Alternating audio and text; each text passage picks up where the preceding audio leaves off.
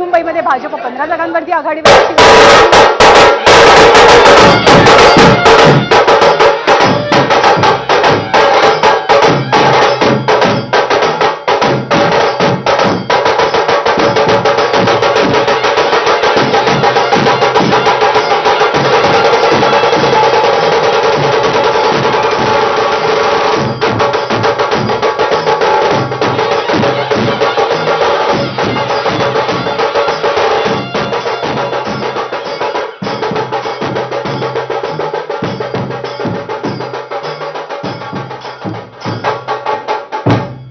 हे ढोलताशे भिवंडीसाठी वाजलेले आहेत। प्रभाग क्रमांक 17 मधनं भाजपचे 3 उमेदवार विजयी झालेले आहेत। मुंबई वगळता सगळ्या ठिकाणी ही प्रभाग पद्धतीची निवडणूक आपल्याला पाहायला मिळाली। 28 महानगरपालिकांमध्ये भिवंडीच्या प्रभाग क्रमांक 17 मधनं भाजपचं पॅनल विजयी झालेलं आहे। 3 उमेदवारांना विजय मिळतोय।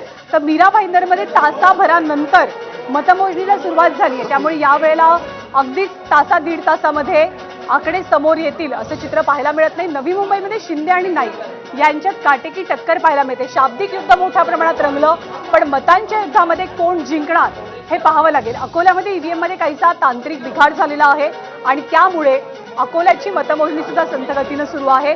भिवंडी निजामपूर महानगरपालिका भाजप 9, पण इतर कोणत्याही पक्षानं आपलं खातं उघडलेलं नाही।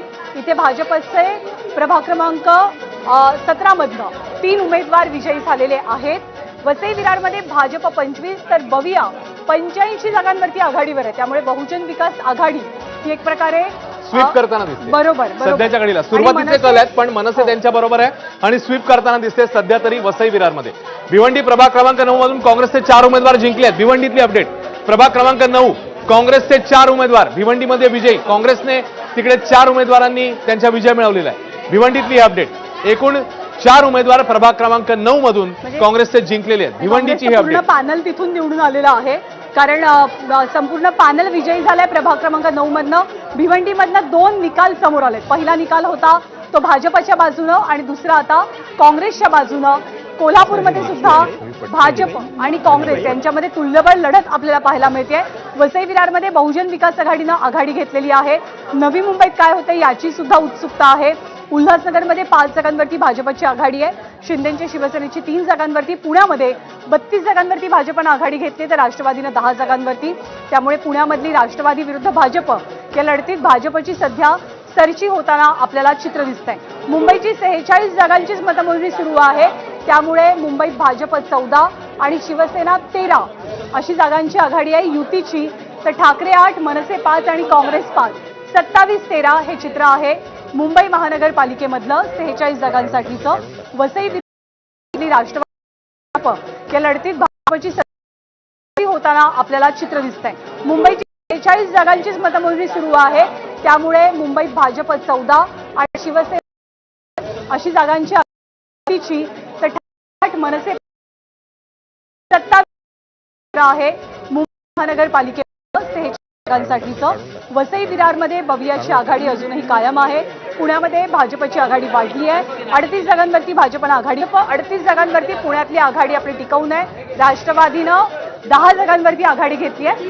ठाण्याचा निकाल जो आहे, एक निकाल प्रभाग क्रमांकामधला हाती आलेला आहे आणि त्या निकालानुसार एकनाथ शिंदेच्या पॅनलला तिथे विजय मिळवलाय। त्या निकाल जो आहे, एक निकाल प्रभाग क्रमांकामधला हाती आलेला आहे आणि त्या निकालानुसार एकनाथ शिंदेच्या पॅनलला तिथे विजय मिळवलाय।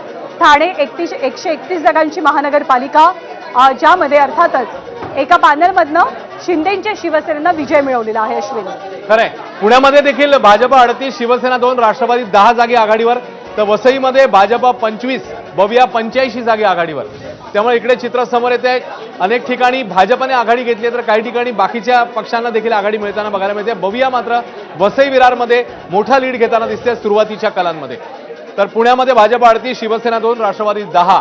त्यामुळे नवी मुंबईत मात्र नाईक आणि शिंदे यांच्यामध्ये अत्यंत चुरशीची लढाई, काटेकी टक्कर। नवी मुंबईतलं चित्र, नवी मुंबईतली आकडेवारी आता आपल्या समोर येईल। मात्र एकनाथ शिंदे आणि त्यासोबतच गणेश नाईक यांची आघाडी, तिकडे मुंबई नाईक यांची आघाडी, तिकडे मुंबई प्रभाग क्रमांक 165 नवाब मलिकांचे बंधू कप्तान मलिक पिछाडीवर।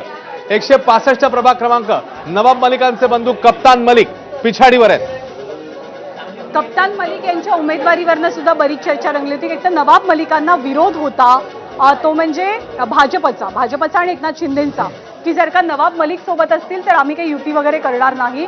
परंतु नवाब